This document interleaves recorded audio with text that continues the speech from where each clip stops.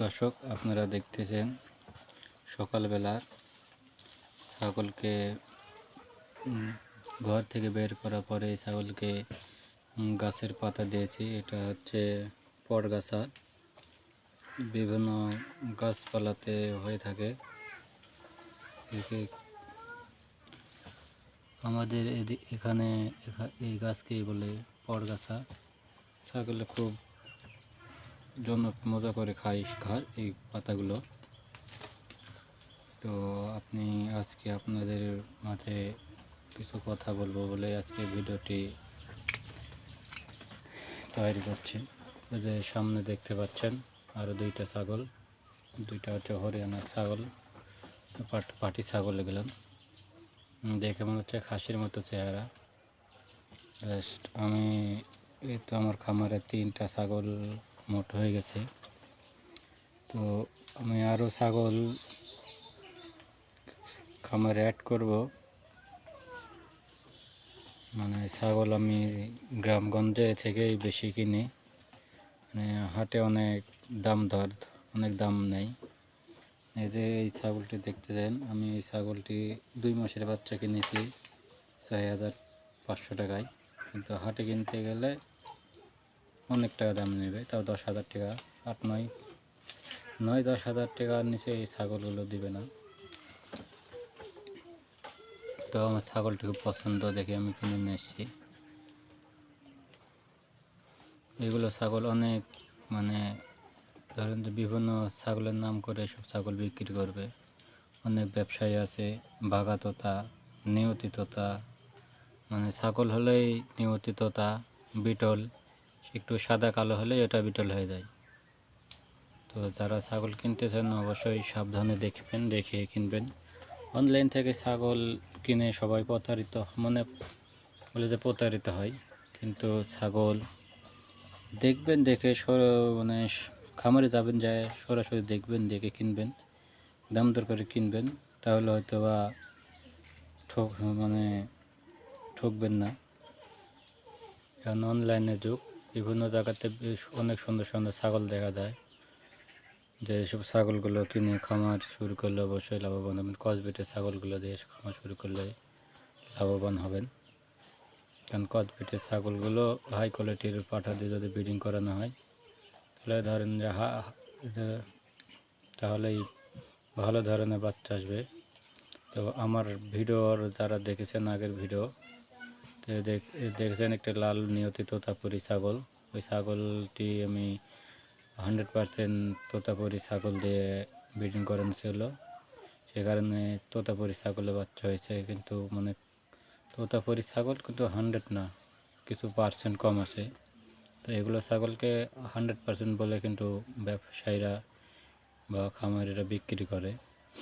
তো আপনারা সব কিছু যাচাই বাছাই করবেন যে আসলে তোতাপুরি ছাগল কেমন। তোতার মুখ অনেকবার ভাজ হবে টিয়া পাখির মতো।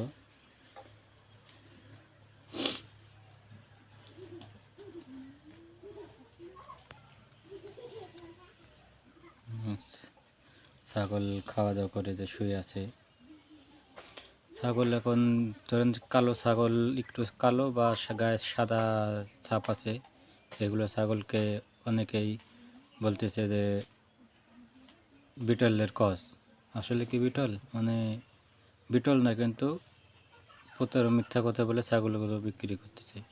এগুলোকে মানুষ কিনে নিচ্ছে, অনেকেই ক্ষতিগ্রস্ত হচ্ছে। তো যারা খামার করবেন তারা অবশ্যই ক্রসবিট দেখে কিনেন, তাহলে হয়তো বা আমার মতে বলে যে হ্যাঁ, ভালো হবে। ক্রসবিটের দিয়ে কিনে একটা যদি ভালো হাই কোয়ালিটির পাঠা কিনতে পারেন বিডার, তাহলে সেখান থেকে আপনারা ছাগলের খামার শুরু করতে পারে। ভালোভাবে ভালো ধরনের ছাগলের প্রোডাকশন পাবেন।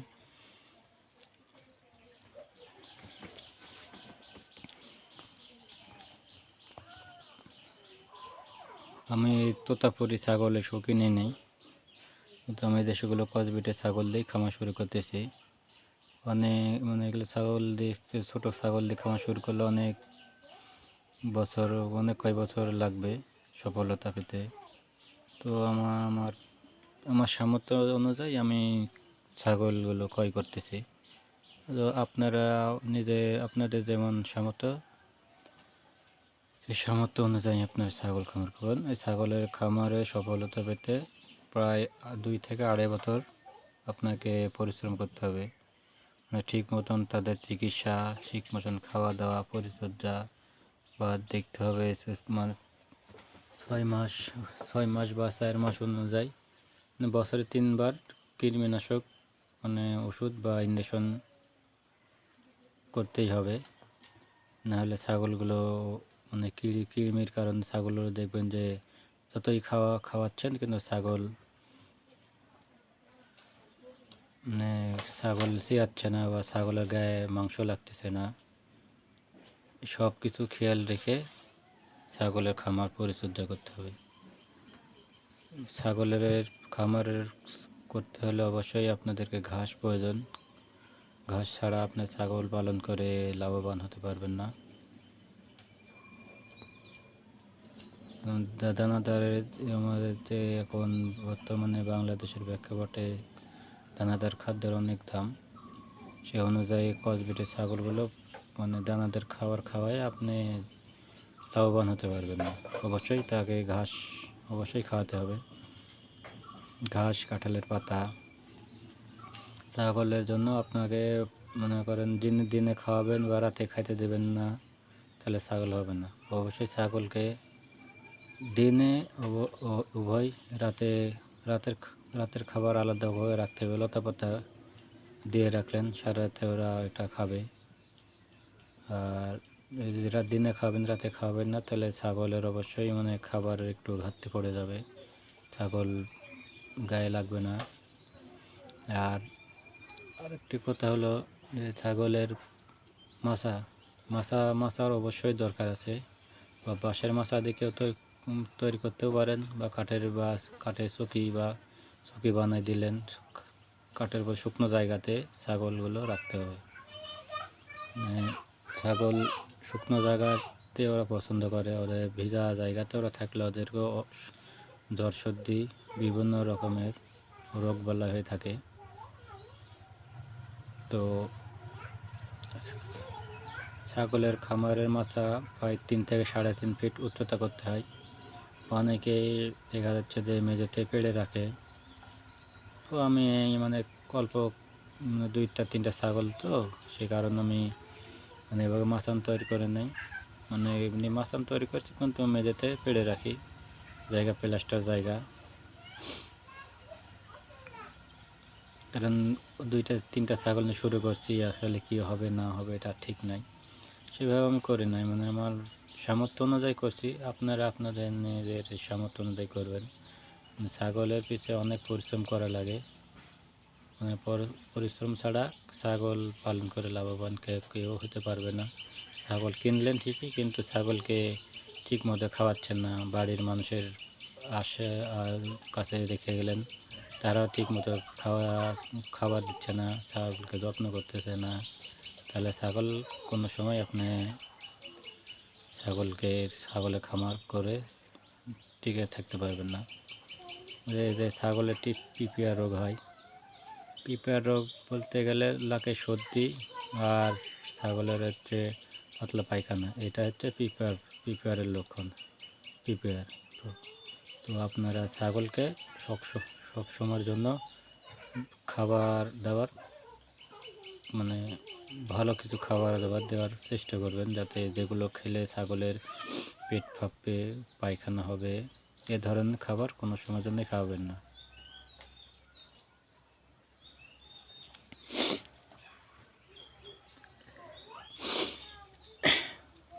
বেলা প্রায় অনেকক্ষণই হয়ে গেল, ছাগলগুলো এর সেহাতে বেঁধে রাখবো। যদি আমার এই ভিডিওগুলো যদি অবশ্যই আপনাদের ভালো লাগে, তো ভিডিওতে লাইক এবং শেয়ার করবেন এবং ভিডিও বানানোর জন্য উৎসাহিত করবেন, যাতে আরও একসাথে ভালো ভালো ভিডিও বা ভালো পরামর্শ আপনাদের মাঝে দিতে পারি। তো আবারও বলছি, আপনারা যেখান থেকে ছাগল কিনেন না কেন, অবশ্যই ছাগল দেখে শুনে কিনবেন। 2 দাঁত 4 দাঁতে ছাগল কিনলেও কোনো অসুবিধা নাই। এগুলো ছাগল থেকে ছাগল যতদিন বেঁচে থাকবে ততদিন ছাগলের বাচ্চা দিতে ওরা সক্ষম থাকবে, কিন্তু তাকে পর্যাপ্ত পরিমাণে খাবার খাওয়াতে হবে। মানে